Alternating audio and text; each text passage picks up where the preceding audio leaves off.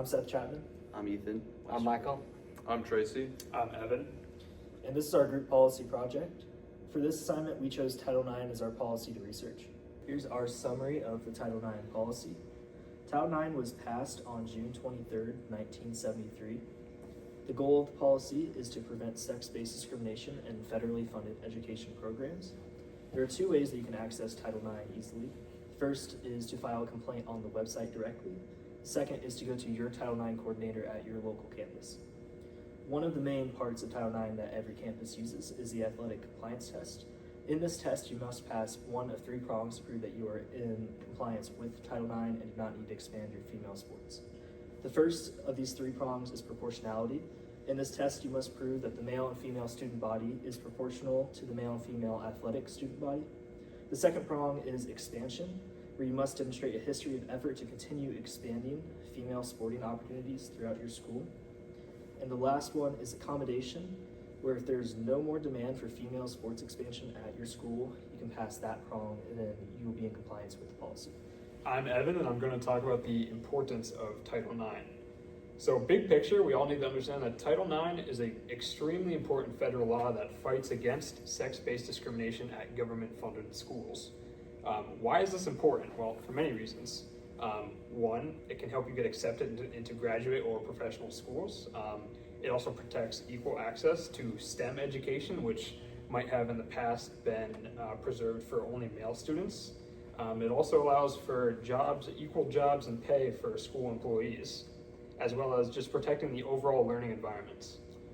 In general, the goal of Title IX is to make sure nobody is excluded or treated unfairly just because of their gender. How Title IX revolutionized athletics. So Title IX is not just about sports, of course, as we see it in our academic institution here. However, it has had a large impact on athletics.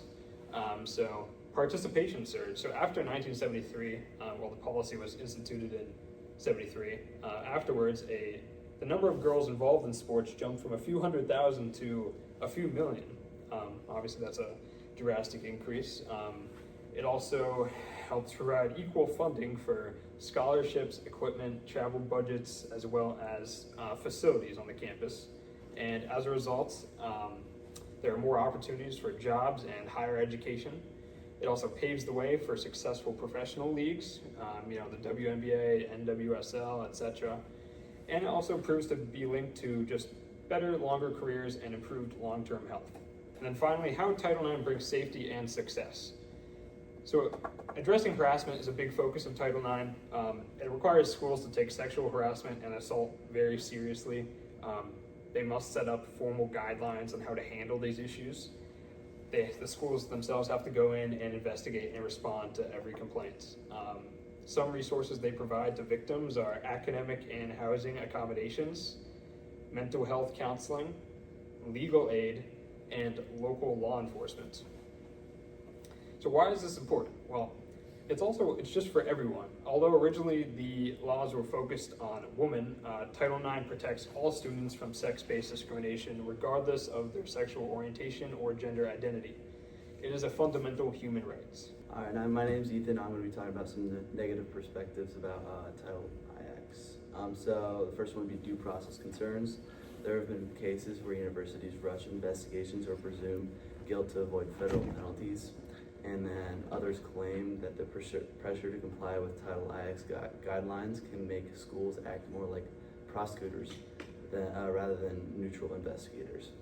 How this relates to NASW connection, this conflicts with the ethical principles because of the dignity and worth of the person and justice, since both the accuser and the accused deserve fair and impartial treatment. So now we have inconsistent enforcement. Some schools handle cases swiftly while there's delay or minimize the reports, leading to uneven protection for students. And rural or smaller colleges often lack trained Title IX coordinators or clear reporting processes, which then creates confusion or delays the process. How this relates to W connection, this misalignment goes against integrity and competence, which call for a consistent and skilled application of ethical standards in all settings. And the last one, changing guidance. The interpretation depends on political administrations. For example, definitions of sexual harassment and protections for LGBTQ+. students have changed multiple times.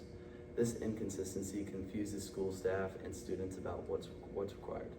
So how this relates to NASW is this can conflict with integrity and service, as ethical practice relies on clarity and stable systems that truly protect vulnerable individuals.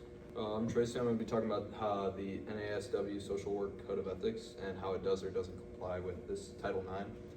Title IX helps reinforce the ideas of the ethics in social work, denies discrimination based on sex in many ways, and helps to better equalize the gap and diminish the discrimination between sexes like we talked about. Overall, Title IX has worked to help schools have better governing over what qualifies as discrimination, as well as being able to enforce those regulations as well.